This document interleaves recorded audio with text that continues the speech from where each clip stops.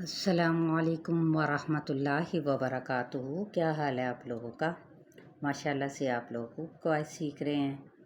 चलें बग़ैर वक्त ज़ाया किए दुआ के साथ आगाज़ करती हूँ।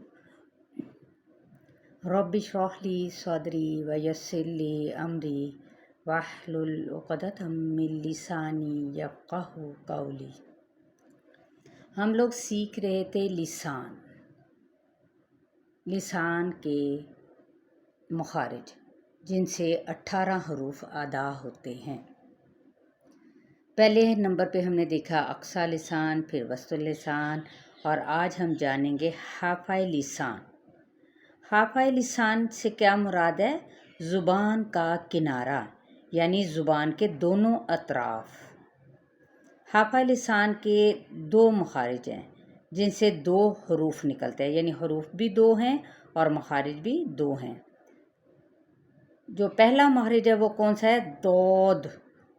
हाफ़ा लिसान जब इदरासे उलिया की अंदरूनी सतह से लगे, ठीक है, अंदर के क्या है, किनारों या अंदरूनी सतह से जाके जब ज़ुबान लगती है तो तब जाके दौद अदा होता है। दौद जो सा है सबसे ज़्यादा पुर हर्फ है। इसी तरह से अगला जो हर्फ है लाम। तरफुल लिसान मा अदना हाफा जब सनाया, रुबाई, इनियाब और दवाहिक के मसूड़ों से लगे तो तब जाके लाम अदा होता है।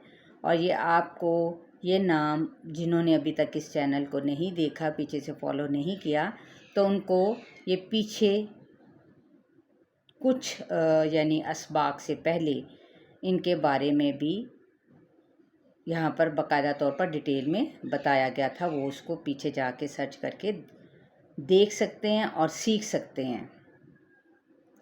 चलिए अब हम अपने लेसन की जानिब बढ़ते हैं। पारा नंबर 6 सूरह अल माइदा और आयत नंबर होगी आज 41। अऊज़ु बिल्लाहि मिनश शैतानिर रजीम।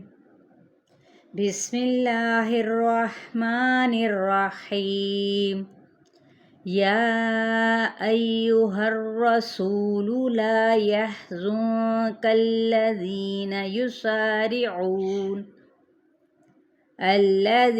युसारिऊन फिल कुफ्रि मिनल्लज़ीना क़ालू आमन्ना बिअफ़वाहिहिम वलम तुअमिन क़ुलूबुहुम वमिनल्लज़ीना हादू सम्माऊन लिलकज़िबि सम्माऊन लिक़ौमिन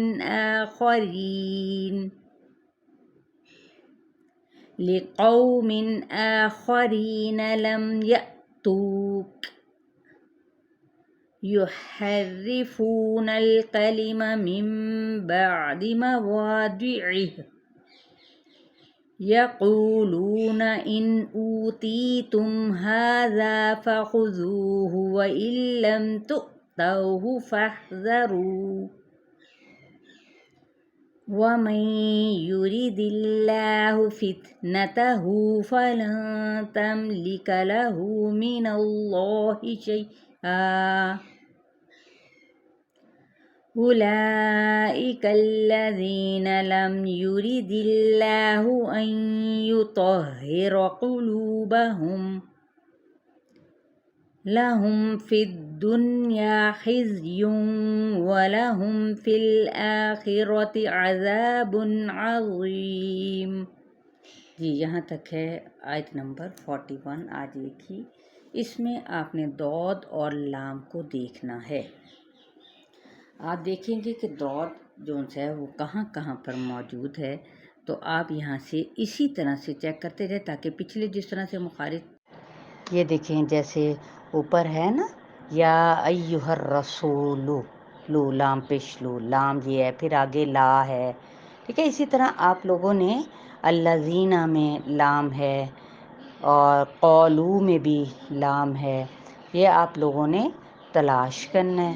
پھر اسی طرح سے آپ نے دود بھی یہاں سے ڈھونڈنا ہے اسی آیت نمبر 41 کے اندر، کہ دود کہاں پہ موجود ہے، مواضعہ، ٹھیک ہے، یہ ہے نا جیسے یحرفون الکلم من بعد مواضعہ، ٹھیک ہے، دود، یہ آپ یاد رکھیے گا، دود جو ہے نا یہ بھرپور یعنی موٹے، جس کو کہتے ہیں نا پر لیٹر ہے اس کو، تو آپ نے زبان کی جڑ کو اٹھانا ہے، دود، اور آواز ایسے جیسے منہ کے اندر بھری ہوئی ہوگی، ٹھیک ہے، اس طریقے سے آپ لوگوں نے دود کا مخرج بھی دیکھنا ہے۔